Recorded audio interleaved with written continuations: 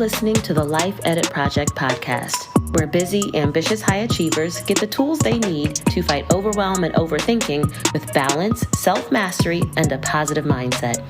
I'm your host, Elizabeth Burrows. I'm serving up bite-sized truth bombs in a judgment-free zone based on my perspective as a life coach, wife, mom, and recovering overachiever. We keep it real over here, which usually means some combination of insightful, entertaining, and a hot mess express. So, if you're looking for perfection, look elsewhere. But if you're still with me, let's dig into this week's episode. Good day, good people. Welcome back to the Life Edit Project podcast.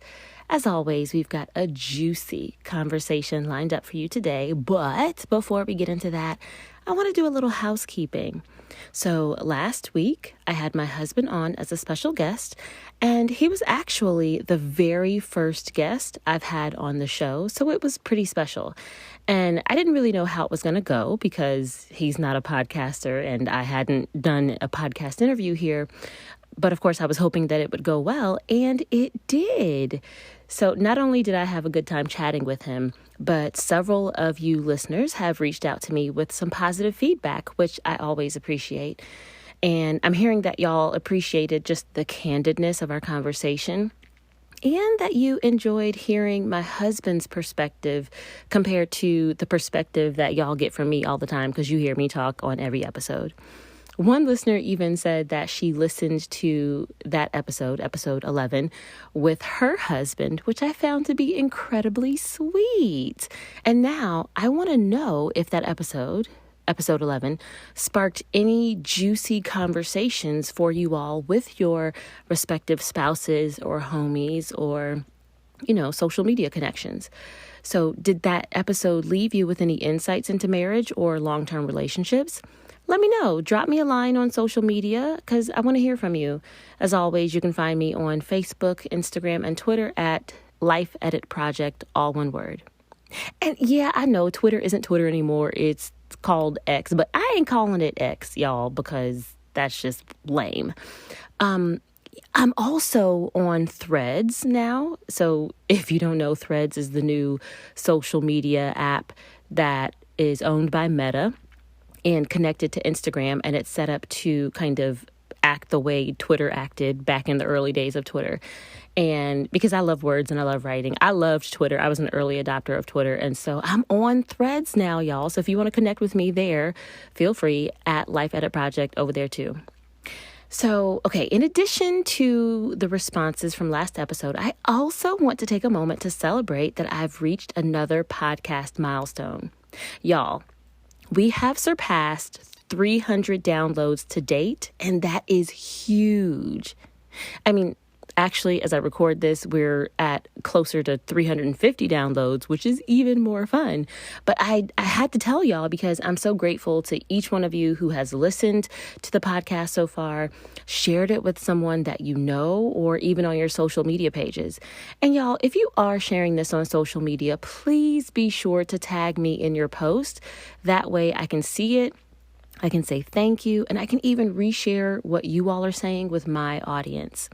And as always, I'm super thankful to all of my listener bays who leave 5-star ratings and reviews on Apple Podcasts.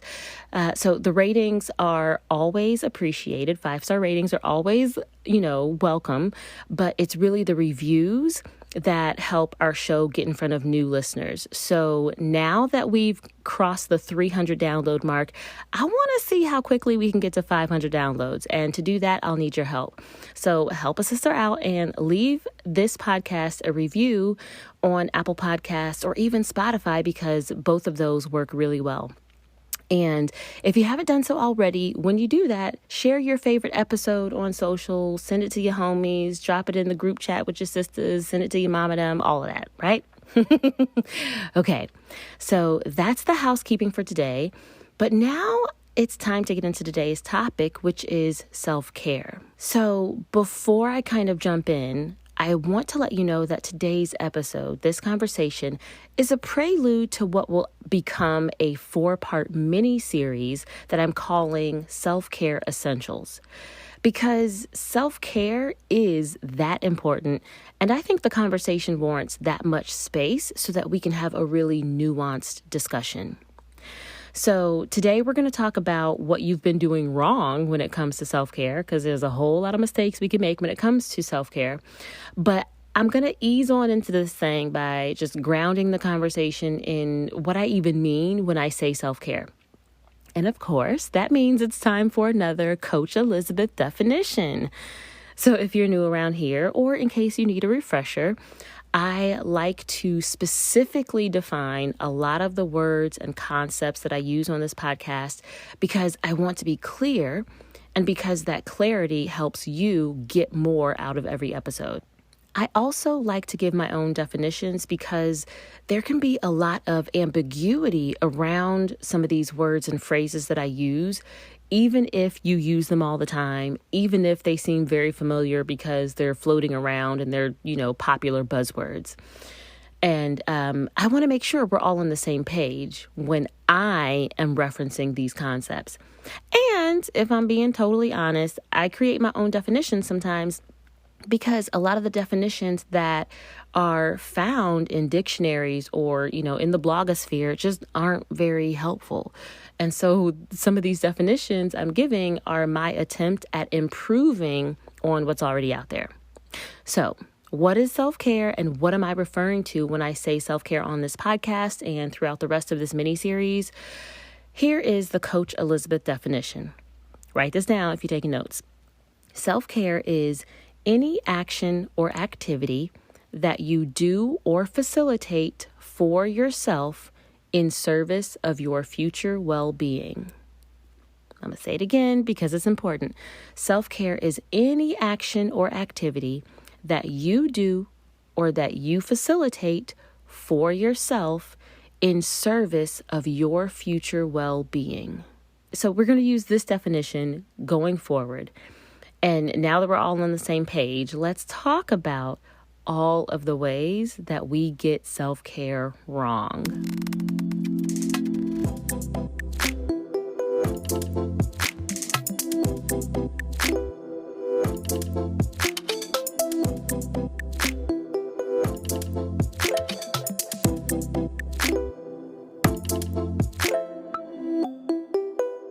So there are three main mistakes that I've seen people make when it comes to self-care. And when I say I've seen people make these mistakes, I mean I've made these mistakes. I've seen my coaching clients make these mistakes. And I see evidence of people making these mistakes online when folks talk about self-care on blogs or in online communities and on social media. And so I'm going to give you these three, but we're going to take them one by one, and I'll give you some tips along the way on how not to do self-care like this. So one thing I want you to notice about the definition that I gave you a few moments ago for self-care is how incredibly simple and broad it is. Self-care is expansive. It's not restrictive. And it has to be because it's also highly personal.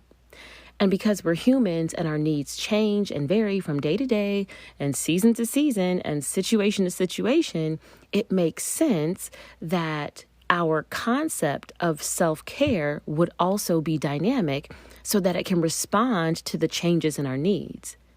And that leads us right into the first thing that you're probably getting wrong about self-care. And that is your focus is too narrow. Self-care is really layered because our needs are really layered. And there are actually 8 dimensions of wellness. And an effective and complete self-care regimen should address all of them. So here are the 8 dimensions of wellness. There's physical wellness, environmental, emotional, social, occupational, spiritual, and financial. So physical wellness refers to the health and fitness of your body. Environmental wellness refers to using physical spaces to enhance your well-being. Emotional wellness is about acknowledging, expressing, and processing your emotions. Social wellness is about connecting with others through supportive relationships, so not just any kind of connection. Occupational wellness is about finding fulfillment through work. Spiritual wellness is about connecting to the purpose and meaning of your life. And finally, financial wellness is about having a healthy relationship with your finances.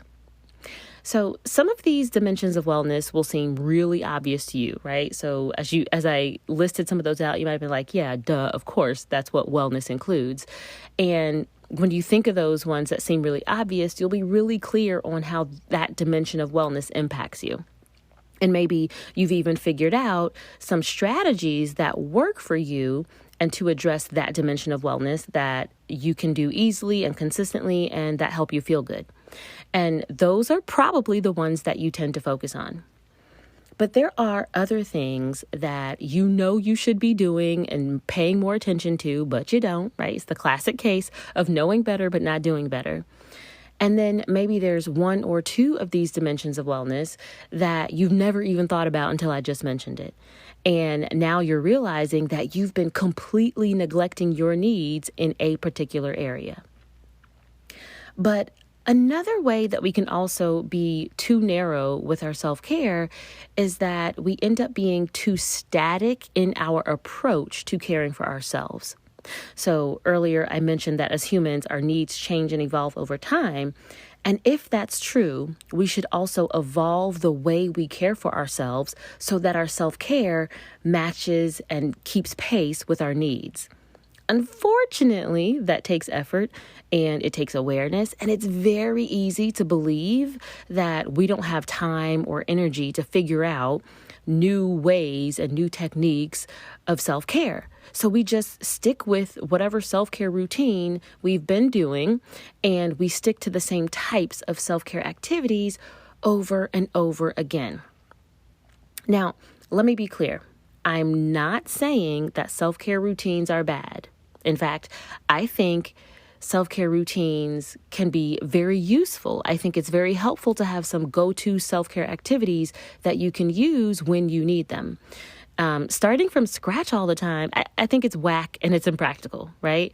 However, if you never stop to check in with yourself to figure out what is it that you need right now, or to see how effective your existing self-care routine is, you can end up missing lots of opportunities to more fully care for and support yourself. For example, if the only way you practice caring for your physical fitness is to do 20 minutes of cardio 5 times a week, you might push yourself to work out during a time when maybe you're under a lot of stress and your body might benefit more from just stretching and taking an extended hot shower instead of your regular cardio session, right? So referring back to the definition that I gave you for self-care, anything can potentially be self-care, right? So self-care is not about the what per se, and it's not one specific thing or even a list of things, right?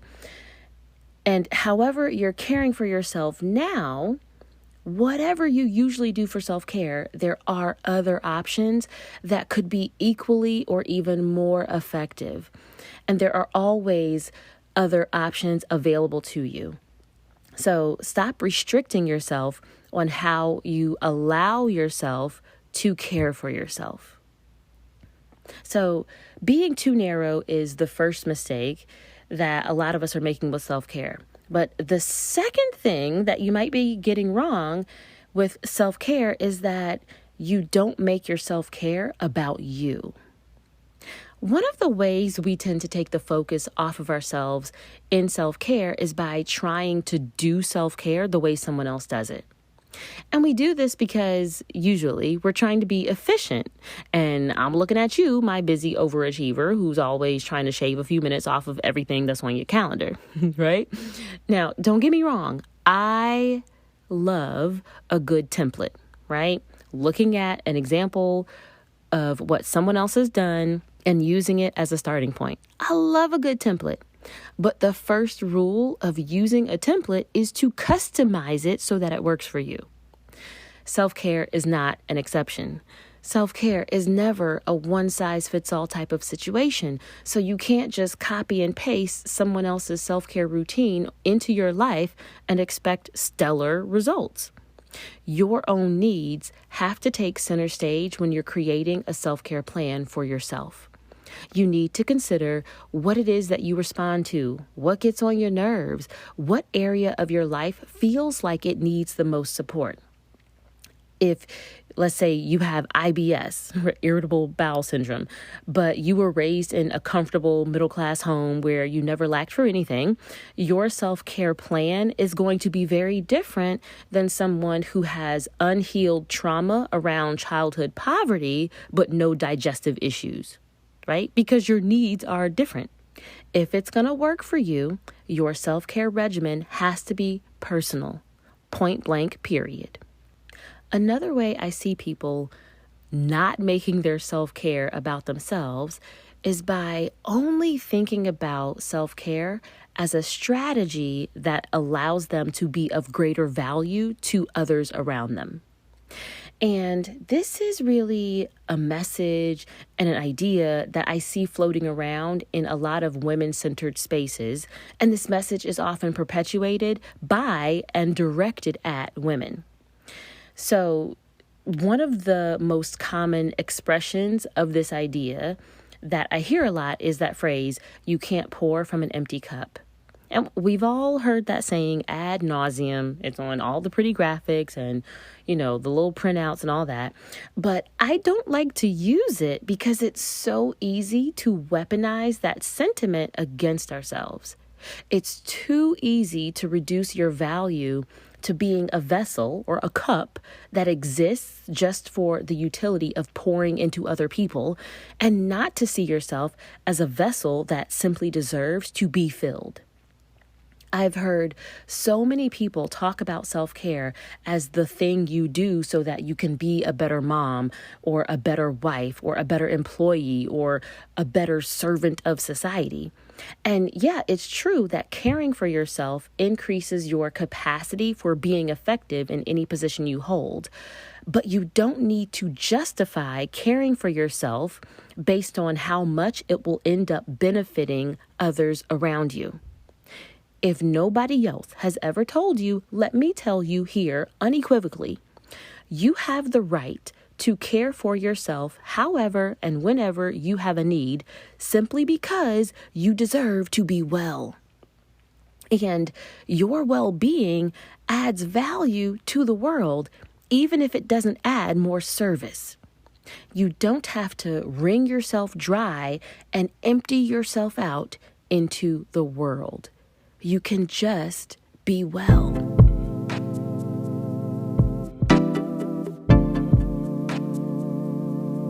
Hey there. I hope you're enjoying this conversation about self-care and that you're taking away some practical tips on how you can improve your own self-care regimen. But real talk, sometimes the best way to help yourself is to get support from someone else. And the best, most effective way I can support you is through a private, one-on-one coaching relationship. When you hire me as your life coach, we'll have time to uncover, unpack, and explore your needs and challenges, whatever they might be. To get started, use the link in the show notes to book a free sales call with me, and let's talk about how my one-on-one coaching services can help you supercharge your self-care, unbusy your life, and create balance in any area of life and within yourself. I can't wait to work with you. Okay, back to the show.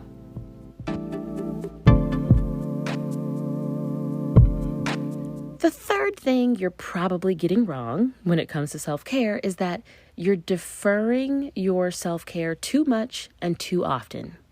One common reason I see people deferring their self-care and putting it off is because they want to wait until they feel like it. And of course, that's unfortunate because not all self-care feels good in the moment. In fact, a lot of the things that I do as self-care for myself, it feels like a chore, right? It's not terrible. It's not a punishment, but it's not fun either. And there's always something else that I'd rather be doing instead, or at least just a little bit more, right?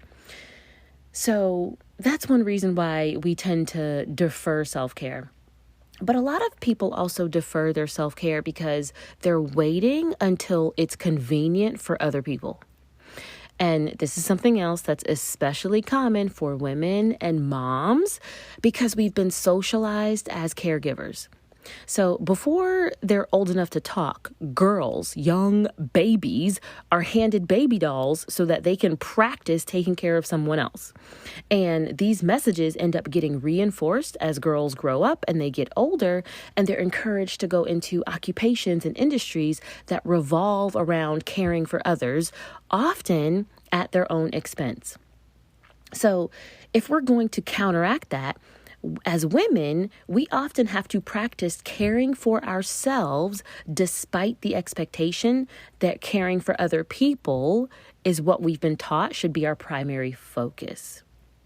And I also just want to be clear. I don't think that caring for yourself has to be in opposition to caring for other people that fall, under your responsibility. Right? I don't believe that as a mom, self-care conflicts with my role as a mother, but it is very easy to feel like I have to finish and complete all of my caregiving responsibilities before I earn the right to care for myself. And that is the idea that we have to combat. Our self-care is as important as the care that we provide to others. Period. So we put our self-care we put off our self-care when we don't feel like doing it, and we put off our self-care because we think we should be busy caring for other people. And all of that deferring of our self-care means we're just not taking very good care of ourselves for long periods of time. So many of us are running in what I'll call a self-care deficit. We have some type of need, or often multiple needs, that is going chronically unmet. And when this happens, our self-care becomes reactive instead of proactive, and the only thing that we react to is a crisis.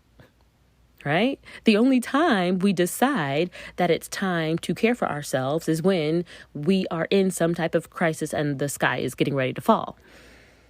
Let me give you an example. Let's talk about dental care as an example. So if you were proactive about your dental care, you'd schedule regular teeth cleanings and annual exams with the x-rays and all that stuff. And during these appointments, you might ask your dentist to weigh in on any changes that you are noticing with your mouth and your teeth and your gums, like a tender spot that you notice when you brushed, or you might ask whether or not it's a good idea to get a whitening treatment and which type of treatment would be the best for you. Because between appointments, you're also paying attention to your teeth and your oral hygiene, and you're caring for yourself at home with daily brushing and flossing and the mouthwash and all that, right? But if you're in a habit of waiting until you're in crisis to care for your mouth, then you might have, a decent daily routine, right? You still brush and floss because it's easy and it doesn't take a lot of time, but you never book a dentist appointment until you've got a terrible toothache. And you're not going to book that appointment as soon as you get a toothache. Oh, no. You're going to suffer through it for 4 or 5 days to see if it'll go away on its own, to see if it's really a problem you should devote some time to solving. You're going to pop some over-the-counter painkillers, and you're going to just try to tough it out for a bit. And finally, after a week, if it's not any better, you'll book an appointment. Right? You'll get the toothache treated, and then you go right back to acting like the dentist doesn't exist again until you end up with another painful cavity or a cracked tooth or something, right? And that's what deferring our self-care can cause long term when we wait to care for ourselves until we're in crisis mode. And listen, I'm not going to sit up here and act like I'm not guilty of this too. Right? Because I absolutely can be. But I'm proud to say that I don't get into crisis mode nearly as often as I used to. And that's the point. And I want you to hear me when I say this.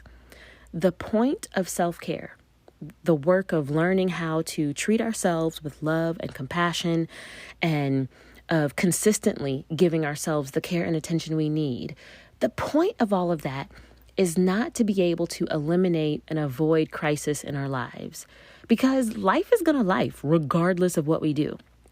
The point of all of this self-care is to be able to weather crises when they show up without abandoning ourselves.